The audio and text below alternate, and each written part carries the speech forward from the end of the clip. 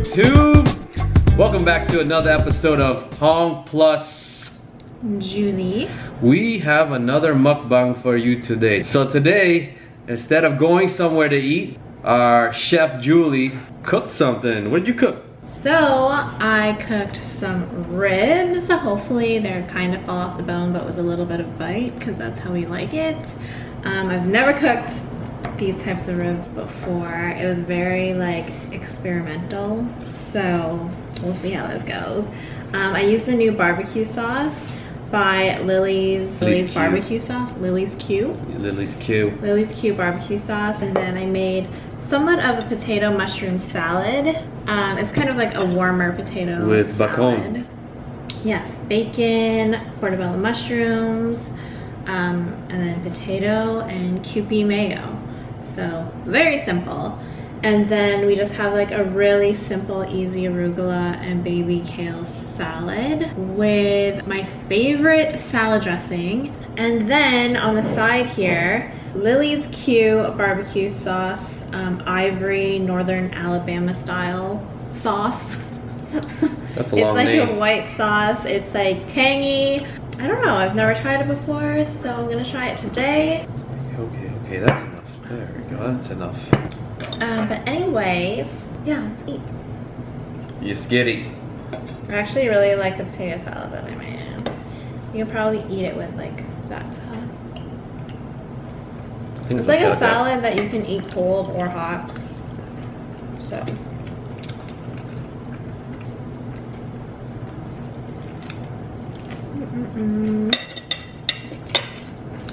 Good. Yeah. I'm gonna try this. Hopefully it's really tender.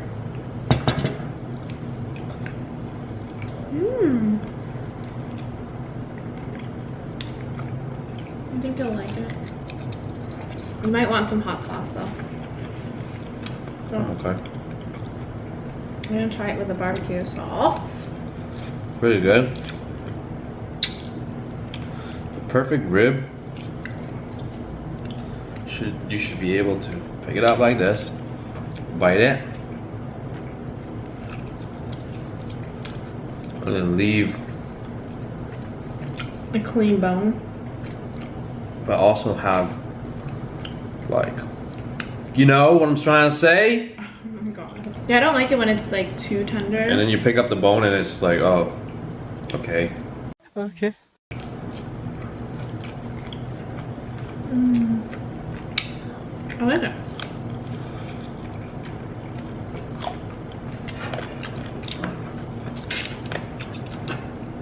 Let's have some salad. So throughout this video, the lighting might be a little bit different from the beginning to the end because the sun is going down. It is 7 o'clock right now. I like it. You like it? Yeah. Okay guys, so we actually got a question from one of our viewers and it is, how did we meet? So I feel like we should answer that question in this video. What do you think? What do I think? Alright. So it all kind of played out like this. We used to live close by, like one end of the road. Man, I'm not telling this story good. How about the mall? Yeah, I think that came after, didn't it? So I was hanging out at my friend's house because we all had like very similar? Okay, just keep going. Let's see where you... All right, hold on, rewind. I was in grade 6 or 7, I believe. I was chilling in the mall. I was eating foods at the food court, something like this. And then this girl walks by and I saw her like just checking me out and whatnot. Hey, I'm telling the story here. And she was like all looking at me. She walked by like 5 to 10 times. Okay, she was... You actually thought. Okay, so they were ordering some fries. Who's they? Oh yeah. Yeah, Her cousin Abir. And want me to just tell it? I went to school with Abir. We went to the same school. Julie did not go to the same school as us. Can I get a bite though? Okay, so Abir and I, my cousin. Queso. That's cheese. Abir and I, my cousin, this is actually when I was in grade 7 or 8, not 6 or 7. Ooh, big difference. You have to get the details right. Our kids might see this in the future. This episode could be called How I Met Your Mother. Okay. She's getting very annoyed. Because I have to edit this. Okay, so my cousin and I, we were walking around in the mall and then we spot these Asian guys, like a table full of Asian guys, like our age, and we're just like, oh gosh, here we go. Because we could feel them staring at us. So then we started to line up for our food, which was New York fries. And then we were lining up, and then all of a sudden, one of those guys started approaching us. It was this guy. Okay, so mind you, we were so young, very awkward stage in our lives.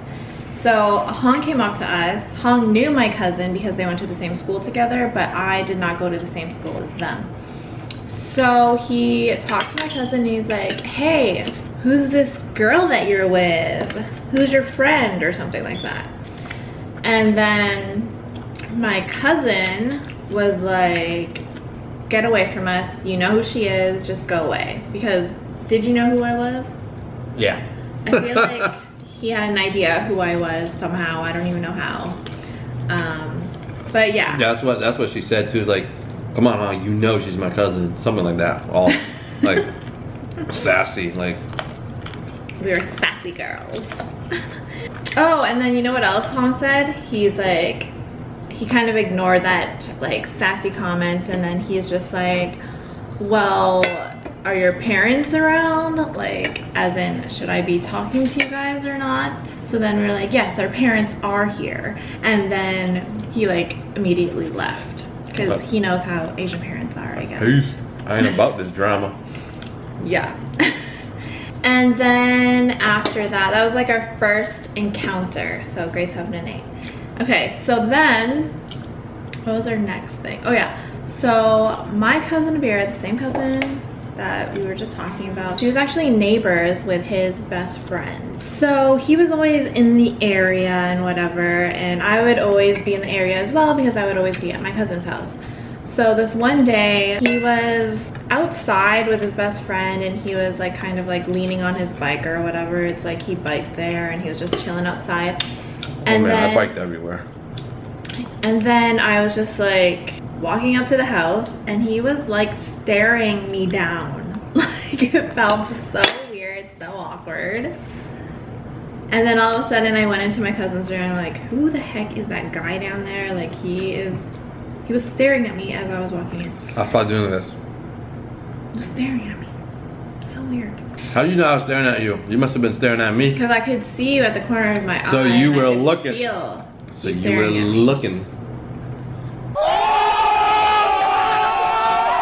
Of course I'm gonna look at the person who's dead ass staring at me. Anyways, and then I got into the room and then she actually had her neighbor on MSN, his best friend. So they MSN. So you might have to break down for most of our viewers probably don't know what MSN is. It's like an online messenger chat with like a list of your friends. It's like a big text thing. I don't know. Okay, so he kind of took over his best friend's MSN and talked to Abir and asked her, hey, like, what are you guys doing? Like, inquiring about me again.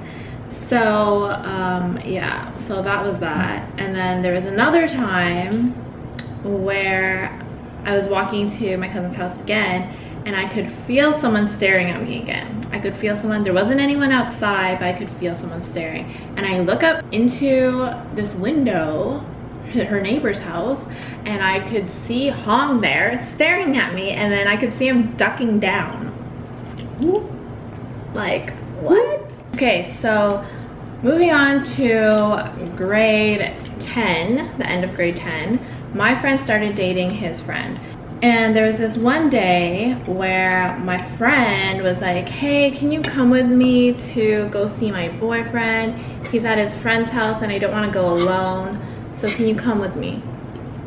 And I'm like, sure, I'll come with you.